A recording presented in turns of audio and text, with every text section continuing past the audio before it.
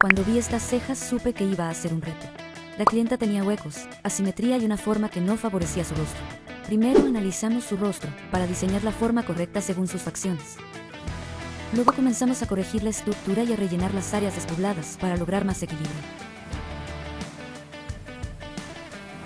Y este fue el resultado final, unas cejas mucho más definidas, naturales y en armonía con su rostro, porque cuando las cejas se trabajan con técnica, pueden transformar completamente una mirada.